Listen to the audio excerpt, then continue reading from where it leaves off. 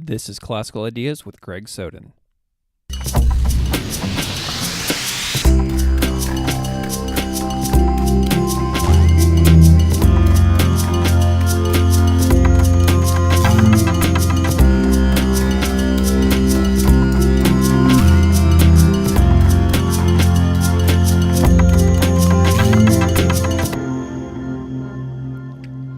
Welcome to Classical Ideas. This is Greg Soden. Today's topic about the roles of human beings in society goes back to the earliest reaches of human civilization and then ties those early times squarely to human civilization today. For thousands of years, human civilization across large parts of the world was largely based on pastoral and herding culture.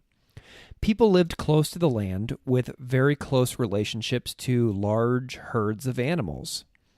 Groups of people who lived together in communities took on varying roles to contribute productively to making a society or community function well and stay safe. Today, the roles we've inherited from herding cultures are still with us.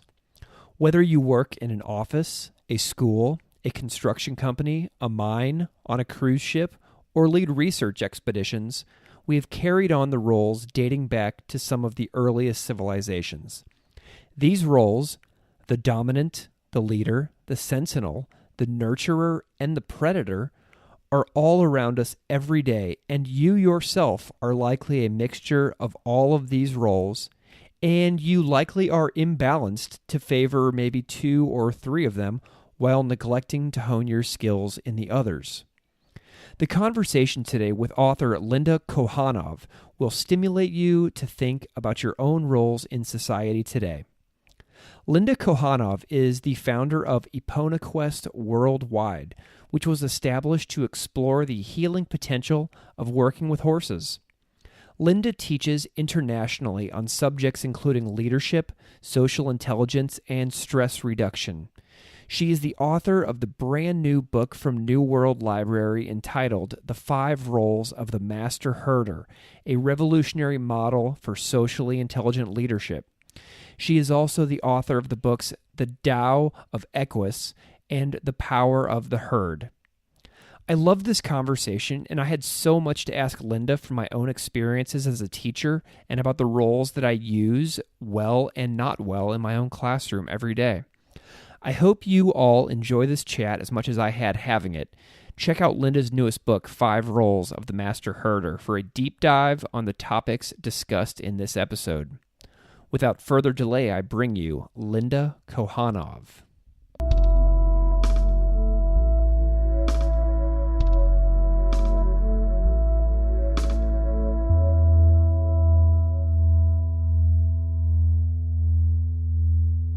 Welcome to Classical Ideas. This is Greg Soden. I am here today with my guest, Linda Kohanov. Linda, thank you so much for coming on Classical Ideas. Oh, it's a pleasure to be here. I'm really looking forward to our talk today. I'm curious if you can just go ahead and introduce yourself and your work a little bit for the audience, because you have quite an amazing array of things that you are interested in, and I think that everybody would love to hear about it. For over 20 years now, I've been working with horses to teach people advanced human development skills, from everything from leadership and parenting to advanced emotional and social intelligence skills, creativity. And people don't have to know anything about horses or even care that much about horses to come and learn these skills. I've also written 5 books on what horses and other animals have to teach humans. And my latest is my 5th book, The 5 Roles of a Master Herder, a revolutionary model for socially intelligent leadership. And that's what that's about. And we are here today to talk all about that book. I am so excited. I've read it and I love it. And it's such a neat little change of pace for me as for what I normally do on this show. So I'm really grateful that you're taking the time today to talk to me about your new book. So in the 5 roles of a master herder, in the very back, you have this fantastic professional assessment that anybody can take, and it tells you a lot about your skills in the professional workplace and what you're good at, and then things that you tend to maybe shy away from. And I took the assessment today. Can I tell you what my results are? I can't wait to hear it.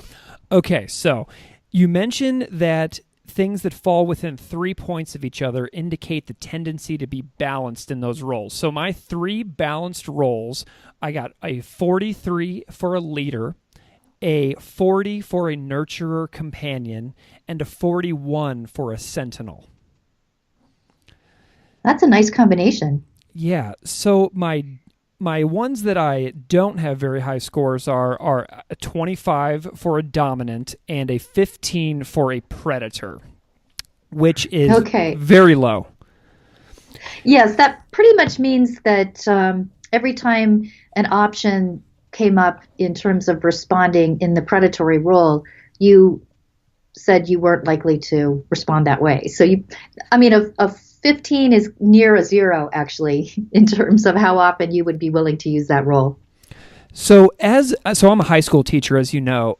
What does that tell you? Like, what kind of predictions could you make about what my classroom issues would look like, as far as things that I'm really good at and things that I may be not so good at? Well, I really like the combination of having pretty even roles in terms of the leader, the nurturer companion, and the sentinel. A lot of times with leaders, they tend to be visionaries, and if they overemphasize that role, they can get way too far out in front of others, and they can just kind of expect people to catch up and get their act together and, support the vision. So, as a teacher, I would hope that you can swing back around and educate people and support them and find out what they need to learn the vision that you're presenting in your classroom. So I like the fact that the leader and the nurturer companion are very close together, if not, like I say, 3 points away from each other. You're pretty much balanced in those areas.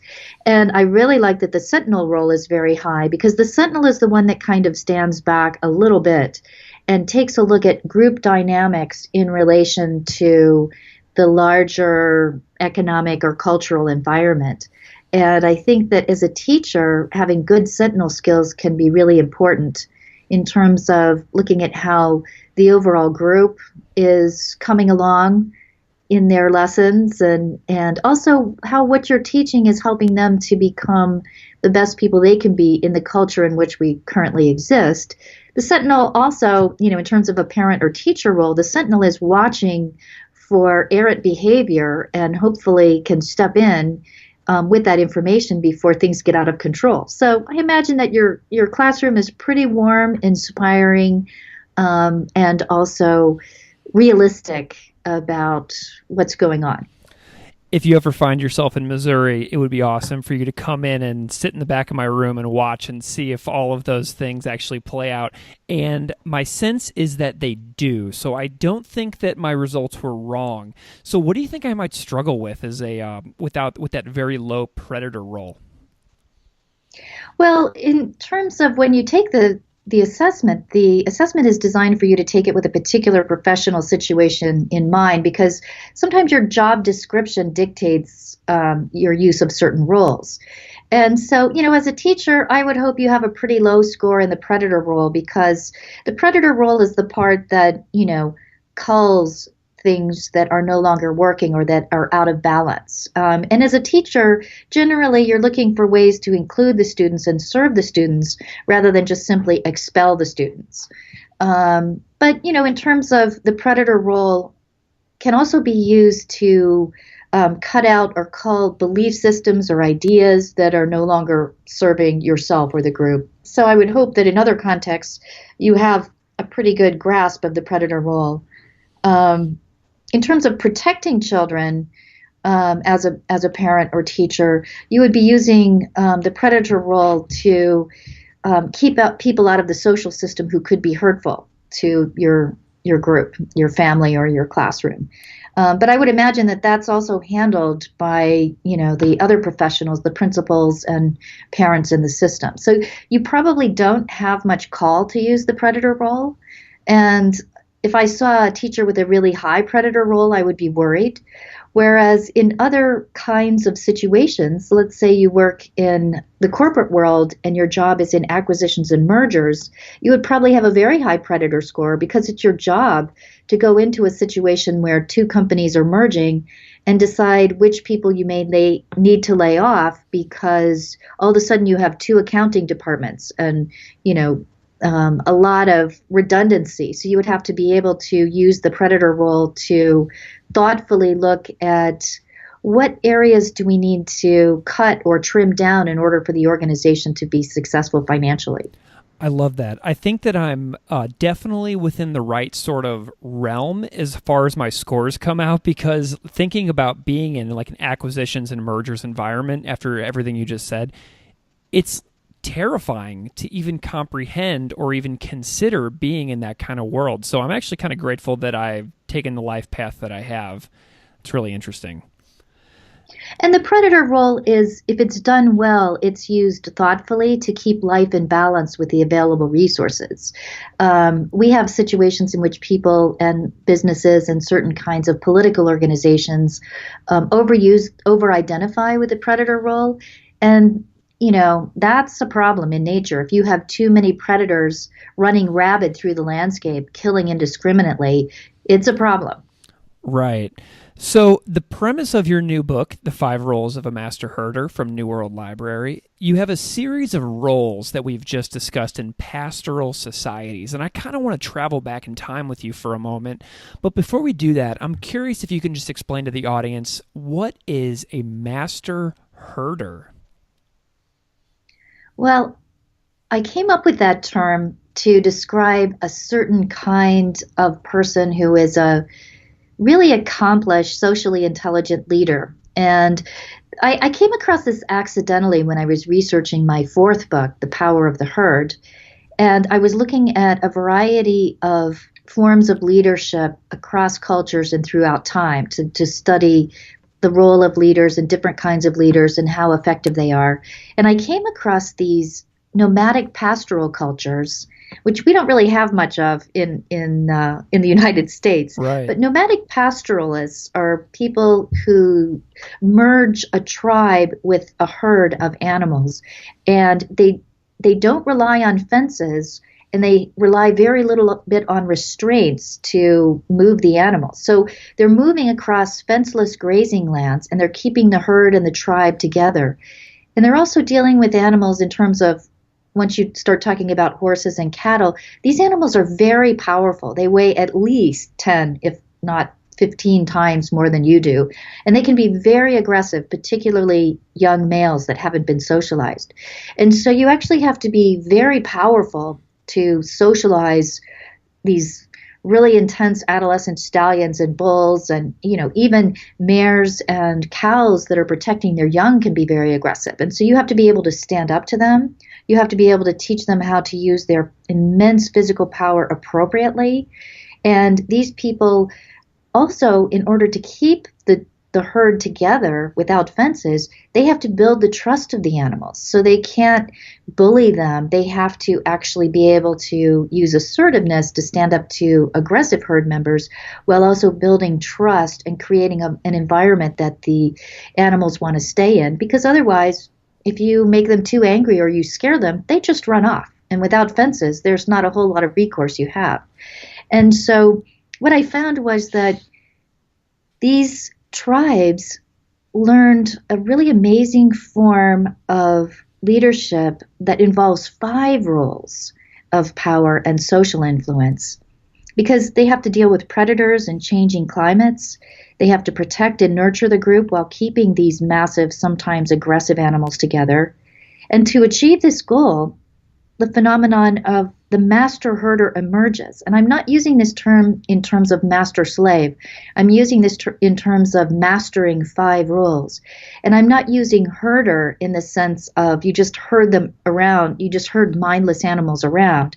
That's actually a misconception. When you're working with herds of animals that are free, if you push them too hard or scare them too much or intimidate them, they scatter and run off. And you can spend hours trying to bring them all back together again.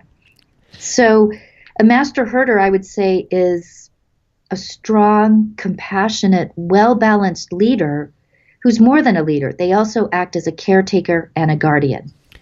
So, how old are these roles? Are we talking about like thousands of years back to like the earliest human beings? What we're really talking about here is millions of years old, because the tribes that herd animals actually learned from the social structure of the animals themselves.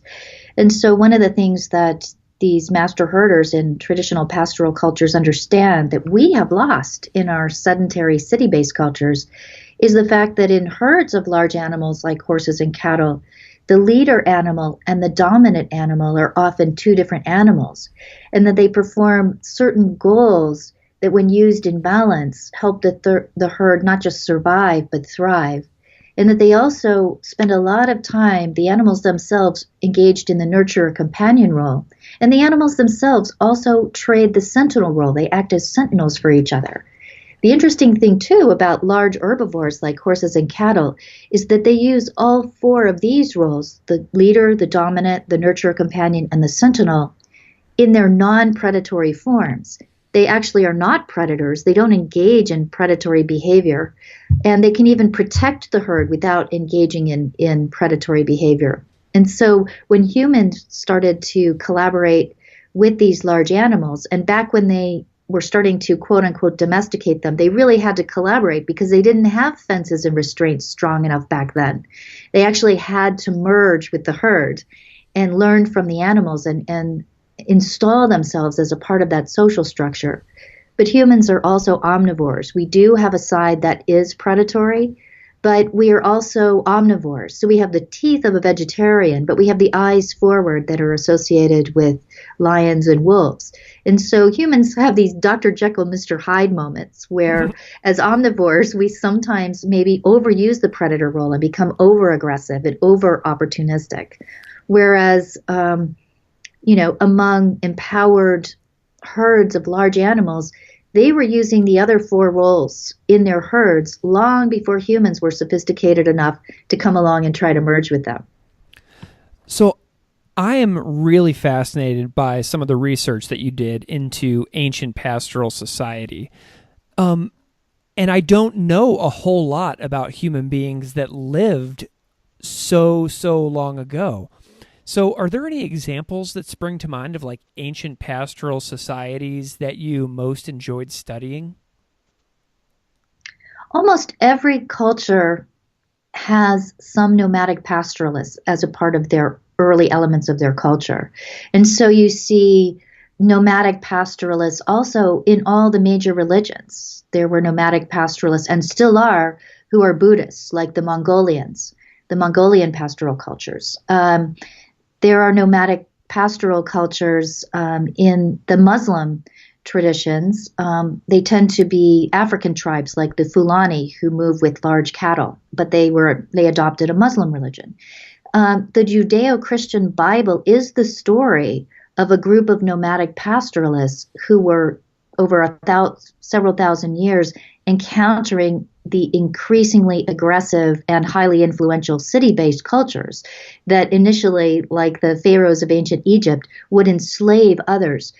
And so our Judeo-Christian base in Western culture is actually a nomadic pastoral culture where, when people have images of Jesus holding a lamb and being a shepherd and saying, "The Lord is my shepherd, I shall not want," what they're really talking about is nomadic pastoralists who have a form of socially intelligent power that, in the context of those cultures that you were living in, the Bible actually makes more sense.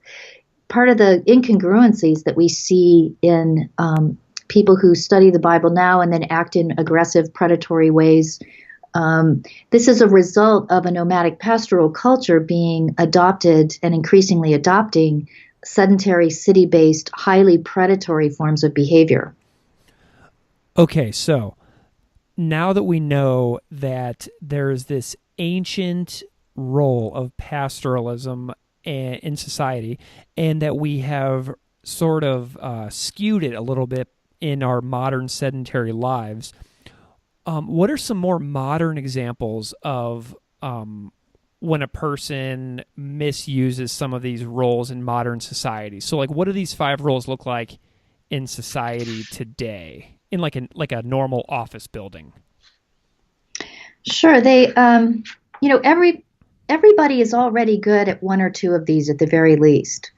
And so all 5 of these roles you see in modern cultures. It's just that people in sedentary cultures have lost connection with how to move with large, powerful animals without fences. And so as a result, we've engaged in a kind of dominant submission, command, control culture that is starting to unravel now that we have the modern ability to fly wherever we want, or we have the ability to get information from the internet, or, if you get really upset at work and you're a talented person, you can quit and you can go home and you can come up with an idea and raise money online and order supplies to the door and start a multi-million-dollar corporation in the corner of a basement or garage.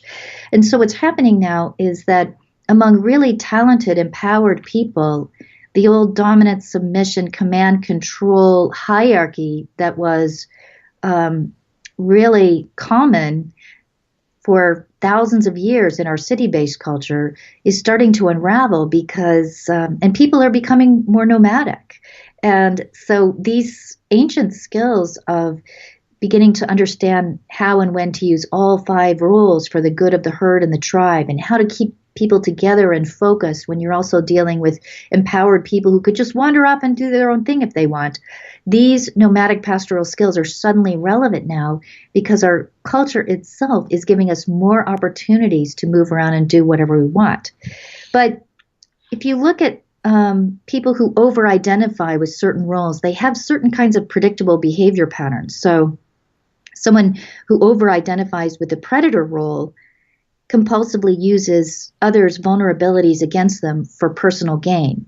And so you can have a highly predatory colleague at a school. It's hard to admit skill deficiencies or ask for help because of somebody who's overemphasizing this role. Their tendency is to degrade, fire, or take advantage of you, even if it's simply that you need additional training to excel.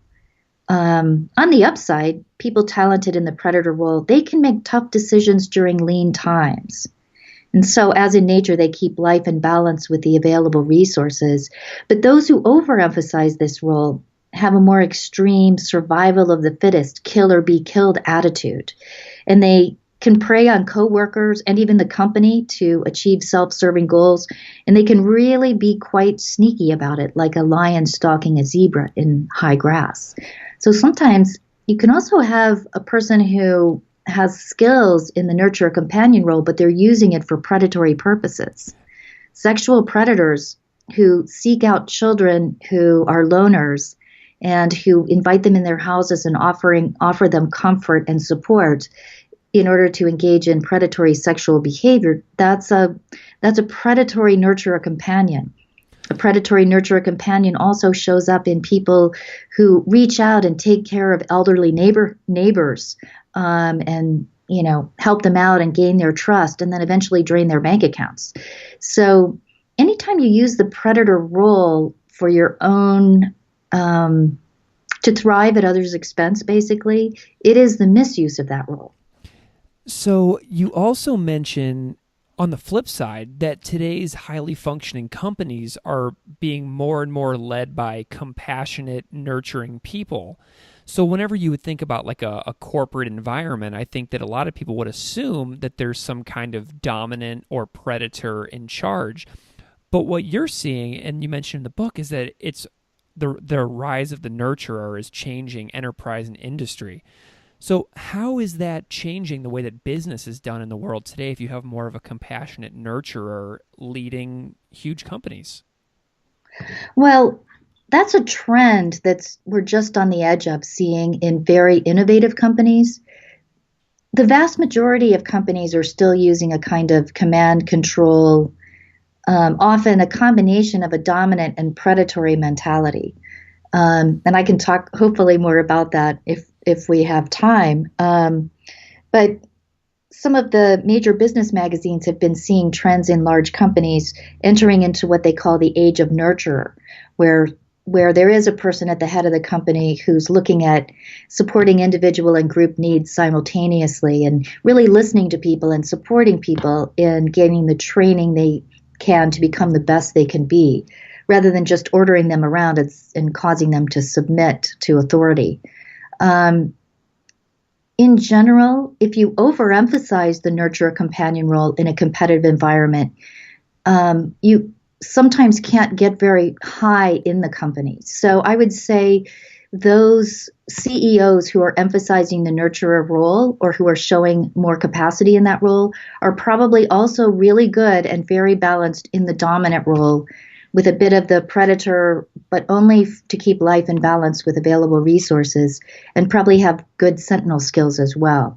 When you get nurturer companions who are promoted, let's say in like social work or nonprofits, because maybe they're really good at being a social worker and then they're promoted to a management position, they can actually be highly dysfunctional and not very effective, because they will often be conflict averse and use passive aggressive means to manipulate others into doing what they ask. And so really the age of nurture that they're talking about in terms of corporate groups that are showing more nurturing and companionship type behavior, the people who are successful at it are actually master herders who can engage all 5 roles. Oh, that's so interesting. So you can definitely be good at all 5. That's such an important point for any listener who's approaching this book, is that you can notice things that you are de-emphasizing or overemphasizing, and you can think about it. And like on the flip side, as a teacher, this was a place that you would think of as being full of nurturer and compassionate people, people who want to serve children and communities and youth. So I'm really interested in how teachers can do a better job of working with youth if we consciously develop our underutilized or our non-existent roles that we have in these different roles that you mentioned. So how do you think that teachers could better serve young people if we purposely worked on developing all 5 roles? Like if we were consciously aware of it and we made a point to do it? I think teachers are some of the ones who need all 5 roles the most. The predator role is the one you would probably use the least, but you need to know when and how to use it. But for the most part, using the other 4 roles, the nurturer companion, the dominant, the sentinel, and the leader, if you know when and how to use all 4 of those roles in their non-predatory forms, you're going to be an incredibly successful teacher or parent.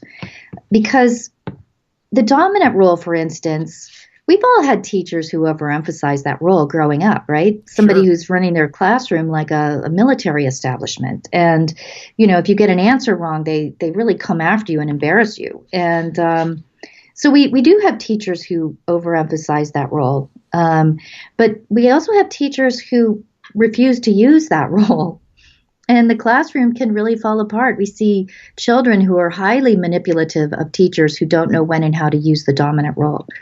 And so the dominant role, when you use it in its mature, non-predatory form, you need to use it to break up fights between kids. You need to use it to drive off people from the classroom who shouldn't be there. You need to drive your students toward a goal or away from danger. The dominant role has a pushing and divisive form of power. So it drives groups in a certain direction, and it also divides them. So when you're breaking up fights between 2 people, you're using the dominant role to put a stop to it. And then you have it that order everybody to sit down. You're being directive. And then you might go to the nurturer companion to start to have people hear each other and find good supportive solutions to what's going on. But the mature use of the dominant role is so important when you're dealing with children who are themselves naturally dominant, and they're everywhere. I meet a lot of parents who are sweet, gentle nurturer companions who then have a naturally dominant child, and they do not know how to teach this incredibly powerful person to use their power properly. And so I believe that jails are filled with naturally dominant children who had very gentle, nurturing parents who did not know how to help these children socialize their own power. Same thing with teachers in a classroom. And so you really have to know how to use the dominant role well and in a mature form to teach someone who's naturally dominant how to rein in their tremendous power for the good of the social group that they're in. Because otherwise these people turn into bullies, and they can also be ostracized. And either way, it's a terribly lonely life. Yeah. There are so many things in this book that are relevant for the world of education. And so every school has an administrative staff among several principals often. And this book, on the back cover, it says business and leadership. And leadership in any organization matters so much. And as a leader, you also have to be on the lookout for stuff. So in a sentinel role, like, what do you think principals in schools should be on the lookout for among, like, their staff, like, in order to keep their staff happy and healthy and productive? I think the principal is in a position to watch the different styles of their employees. That includes teachers and other support staff at schools, because there are all these unconscious power plays that are often going on. And if you can't step in and break up a power play or a fight between two teachers soon enough, it can really affect the students and the entire tone of the school. And so you really have to see, and the sentinel role needs to see when people are in conflict, and put a stop to it and redirect it before two people say things to each other they can never take back. And what you have is a toxic work environment that's affecting the children, and that also eventually you may have to pick one of two talented teachers and let one of them go because the system has become so toxic due to their lack of being able to get along. I think that watching interpersonal difficulties and then teaching teachers how to become more balanced themselves is a really important thing. I've seen lots of passive-aggressive power plays between nurturing companion teachers who are in conflict with each other, and it is nasty, and it is really hard to catch in its early form because it's all really quite covert.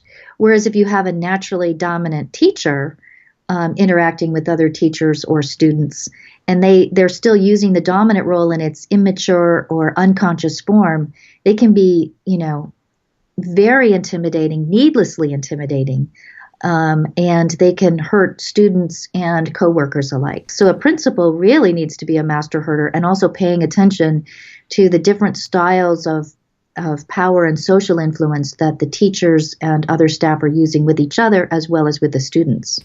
Do you ever lead workshops with teachers out in Arizona? Oh, yes, all the time. In fact, we also have a training program where people learn how to employ this model in all kinds of different settings and teach this model to their coworkers and people who are in human resources might go through the program and learn how to bring this into their company.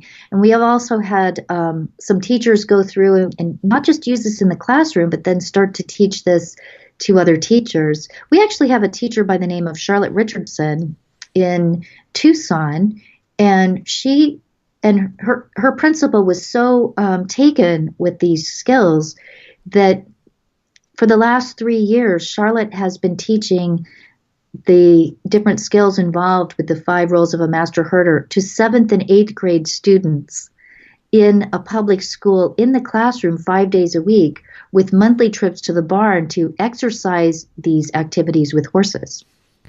I'm so excited to share this book, and rest assured that I will be sharing this book with the leadership team in my own building, because I think that this is so applicable to anything. And you said a few things in your last comment that really jumped out at me, and one of them is about toxicity. And so now I want to broadly look at our society for a few minutes. So we live in this age of vastly divided social communication, and I'm sure you know exactly what I'm referring to. I do. So how do Can't get you? away from it. No, you can't. You can't escape. We're not free from it. So how do you envision this book and this model that you've put together? How can this help us with our dialogue in this interesting era that we find ourselves in? One of the things that is part of the beauty of the master herder model, when I take it to any organization, whether it's nonprofit or political or educational, is that people learn how to look at the 5 roles and see what kind of behavior occurs when that role is overused. And so you can see that people who overuse the dominant role act in certain unproductive ways. And you don't have to take it any personally anymore. You don't have to see the person as hopelessly defective. And you can see that people who overemphasize the dominant role, when they interact with someone who overemphasizes the nurturer companion role, that there's lots of places where people simply don't understand the other person's perspective. Whereas you begin to see the strengths of each role that those people have, as well as the dysfunctions that are occurring because they overemphasize them, then you're not taking the behavior personally anymore, and you're encouraging everyone to become a mature, balanced leader in their own right. Democracy is a principle that we haven't fully engaged because people haven't been empowered and balanced enough to know how to use power effectively. We spend years learning how to become a teacher, for instance, or a rocket scientist, or, a PhD educator, or a principal, or head of a company, or have some technical area of expertise, like becoming an accountant or whatever. We spend years learning those skills, and yet how do we learn how to use power, and how do we learn how to engage in socially intelligent ways? We're expected to learn that accidentally. That's ridiculous. And we're seeing the results of that now because people have all kinds of technical areas of expertise. And when it comes to talking to each other and trying to influence others in a productive way, you just see the craziness of the behavior out there right now. In terms of the 2 political parties, you see this imbalance. So with Democrats, you see an emphasis of the visionary leader role, trying to lead people toward a vision that's sometimes more innovative, and then also an emphasis on the nurturer companion role, taking care of others. In the Republican Party, you tend to see an overemphasis of the dominant role and the predator role. And both sides are not right now very good at using the sentinel role. And so when you have a situation in which you have 2 parties that in both instances become highly out of balance, you get tremendous amounts of confusion and conflict. What we really need now are leaders who understand how and when to use all 5 roles for the good of the culture as well as the good of the individual. Linda, I think you need to sit down with every member of Congress and every member of the House and Senate and give them a good talking to.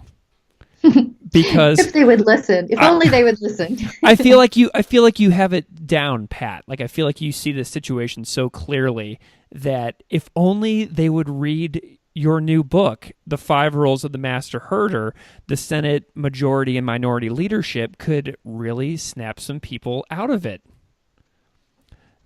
A lot of the policies that they're bantering back and forth and arguing over are also unbalanced, so that there's tends to be, an overemphasis of the nurturer companion role with the Democrats and an overemphasis of the dominant role on certain issues with Republicans, or even the predator role. And so when that happens, we actually aren't even creating policies that are coming from a balanced perspective. We're just, swinging back and forth between 2 opposites. And so 240 years ago, or however long it was, when we declared independence and started the United States and were promoting the idea of democracy, we had a whole bunch of people who had come from 5,000 years at least of a dominant submission paradigm, where you have people who were used to being royalty coming over and interacting with people who used to be serfs or slaves. And none of these people have been balanced. We have not been able to engage the full potential of democracy because people don't have the skills yet. And it wouldn't take very long to get them. And we don't have to reinvent the wheel because master herders in these pastoral cultures had them down. And you can really see in organizations where I've taught when and how to use all 5 roles to, and people have been supported in learning some additional skills for how to work with conflict or how to deal with others who are attacking them in more productive ways. When people get those skills, a lot of times not just the behavior of the individual uplifts, but the behavior of an entire social system that understands these skills uplifts. So we've done the far past, the present in our discussion so far, and now I want to talk a little bit about the future. So you have a term in the book where you talked about the untapped human potential of modern tribes. So if you were the planner of a futuristic world, what would your vision look like for how we would tap into this untapped potential? Well, I think that it's helpful to recognize that learning to share power is the challenge of the 21st century. And we don't really know how to do that yet. And so if every adult and teenager on their way to becoming an adult understood when and how to use all the 5 different roles, when that happens, it's so much harder for any one individual to take advantage of others. And so, bullies are actually less effective in that situation because people know how to stand up to them in a productive way that doesn't further incite violence from somebody who's overly aggressive. Also, we have to think of bringing everything that we know together rather than saying, oh, let's throw out, the vision of the city because that's dysfunctional and let's go back to moving with large animals. That's not going to happen. So we can think more about adopting the social intelligence and leadership skills that were pioneered by our nomadic pastoral cousins, while still valuing the technological innovations that really truly could only have been perfected in a sedentary context where you have supplies being brought to you and you're not out moving with animals, so you have time to experiment with making new technological innovations. And so here we would combine the best of both worlds, and I really think that is our destiny. Part of that, too, is recognizing that when we live in hyper-human situations where we don't have connection with nature or animals, we're doing ourselves a serious disservice. And we need to welcome nature and animals into our lives and let them be a part of affecting our future society so that animals and nature are a regular part of how we develop as human beings. One of my favorite things in the book, so really quick, my favorite moment of the book where I laughed out loud is you describing the stories of your 2 dogs getting into fights. Yeah. I was absolutely cracking up because I have 2 female terriers and they do nothing but look at each other and growl all day. It is hilarious. But anyway, so your dogs in the story really cracked me up. But you also, your close work with animals seems to have complicated how you see things like the American diet. Would you be willing to elaborate on your views about the American diet and how we see animals and what type of future you think that we may have with regards to meat and eating and things like that? Yes. One of the things that's interesting about the nomadic pastoral cultures is that they eat a whole lot less meat than we do. They mostly subsist on milk-related products. And their wealth in their minds is directly connected to how many healthy living members of their herds of animals they have. They name all of their animals. If an animal is orphaned, they bring the children into their tents and they nurse them, and then they turn them back out with the herd. And they actually are truly repulsed by the idea of the way our sedentary cultures think that lamb and veal are delicacies. To them, that's eating children. And they cry when you talk about. There are instances of ethnologists going in to pastoral cultures and talking about lamb and veal production and having people cry when they hear this going on. So we actually have to have compassion for the animals who share our lives. And, you know, I'm not sure that the answer to, never eating meat, these cultures don't really eat much meat at all. It happens very rarely and usually for some kind of extreme special occasion. And there's usually a holy man who blesses the sacrifice of a single bull, let's say, for a special celebration. And during times of droughts, these cultures actually will become increasingly thin themselves with their increasingly thin animals. They're trying to keep everybody alive and together. There's a certain point at which you would have to keep life in balance with the available resources. If we have, too many cattle and horses, things would get out of balance. But at the same time, we have birth control options now, and we do fence our animals, and we can control their breeding. So we wouldn't be letting breeding getting out of hand. If we stopped eating meat completely, what would happen to all of these animals? Would they just disappear? Would their genetic lines just disappear off the face of the earth? I don't know about that. I mean, I think that, the ideas of mutual support in interspecies settings means to the nomadic pastoralist that, yes, today maybe you do sacrifice a cow or a bull for the sustenance of the tribe. And the next morning, you may lose your life protecting the rest of those animals with your life without reservation. And so here's where these ancient ideas of sacrifice and communion in the Judeo-Christian tradition, these were insights that were lived daily by the nomadic pastoralists. I protect these animals with my life, and tomorrow one of the animals may give his life for mine. And to have this mutual respect and mutual engagement and mutual compassion, where the humans are equal with the animals, gives you an entirely different view of how you're cultivating food, how you're eating, and how you're naming everybody and taking their needs into consideration as well. Thank you. It's such a complex view, and I see so many people wrestling with the way that we eat. And I mean, I came at that question from a totally personal point of view.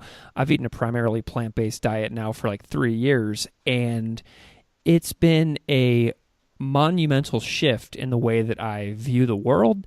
And I know that a lot of people wrestle with it, and a lot of people don't wrestle with it at all.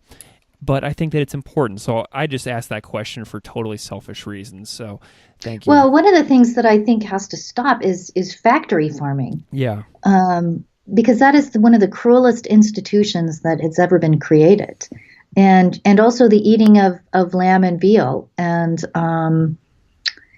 the eating of young animals and, over mass producing them for mass and often wasteful and dangerous meat consumption. There are certain places where, you really can't grow vegetables. And so grazing animals actually provide, milk and meat in a balanced way in a place where, in the desert here, for instance, that's why you have a lot of cattle production here, because cattle can move out and graze over vast distances, eating food that would never nourish us. And then if you try to grow vegetables in the desert in this kind of land, which I've tried to do, the vegetables are not nutritious and they don't taste good. And so there are certain ecosystems where, working with animals can actually be, a part of being immersed in that ecosystem and able to live and thrive in that situation. I just thought of Barbara Kingsolver's fantastic Animal Vegetable Miracle book that she wrote, where she was talking about trying to grow things in Tucson. I was just cracking up thinking about that. So, Linda, it has been an amazing pleasure talking to you. I love your book, The 5 Roles of a Master Herder, and I'm looking forward to getting your other books. I think the next one I'm going to go for is The Power of the Herd.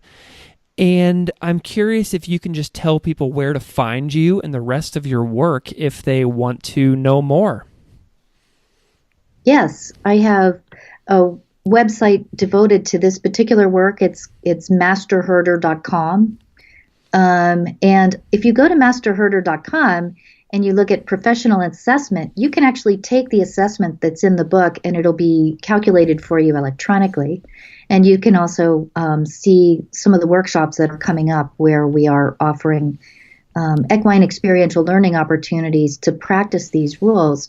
Because when you can set boundaries with a 1,000-pound horse and deal with increasingly dominant horses, which we offer in some cases with people who want to practice that, then dealing with your highly dominant 200-pound boss or spouse or your feisty teenage boy or girl is not such a big deal. And there's a lot of nonverbal things that you learn how to do to shift someone's aggression or disconnection into cooperation and engagement.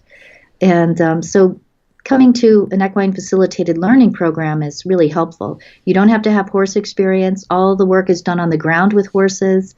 It's a fun way to learn. It gets you out in nature. And the horses themselves move people to tears sometimes just by who they are.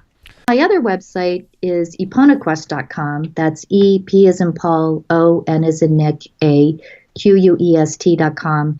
There's even a wider variety of workshops there that exercise creativity and other kinds of techniques. Well, Linda, you are doing some really cool work, and I'm really glad that we got to have this conversation today. And thank you so much for taking an hour out of your day to talk to me for Classical Ideas. Thank you. It's been a pleasure, Greg. Thank you. Classical Ideas is produced by me, Greg Soden. Music on Classical Ideas is performed and composed by Derek Strybig. You can find his music at www.wearewarmmusic.com. If you would like to support this show, please subscribe or leaving a rating in iTunes, Stitcher, iHeartRadio, or anywhere you get your podcasts. Thanks for listening.